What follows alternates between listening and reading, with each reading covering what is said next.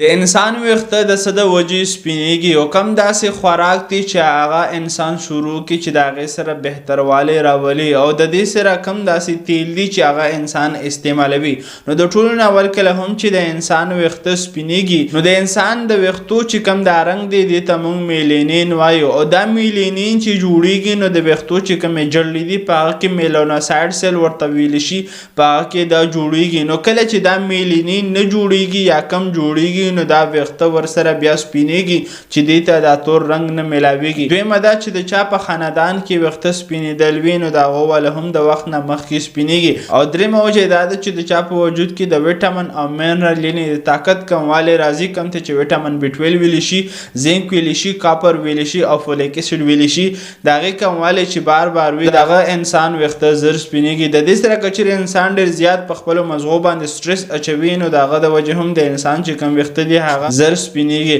چې د دې سره د انسان چې کوم میلانوسایډ دي کوم چې دا تور رنګ جوړوي کوم ته چې میلینین ویلی شي نو دا تور رنګ بیا میلانوسایډ په صحیح طریقه باندې نشي جوړولی چې د هغې د وجې د انسان چې کوم ویښته دي هغه سپینېدو طرف ته لاړ شي. نو د دې دپاره کوم چې بهترین خوراک دی کوم چې د انسان په وجود کې دا طاقت پوره کوي نو په هغه کې د ټول نه اول انډه ده، د دې سره ساګ او پالک او گاجر خوړل دي دا یې پوره کوي او د دې سره کومه خشکه میوه ده او پی او کوم چې دهی دي دا د استعمالوي نو د دې سره د هغه انسان په وجود کې چې کوم د طاقت کموالی وي دا پوره کیږي. او د دې سره تاسو به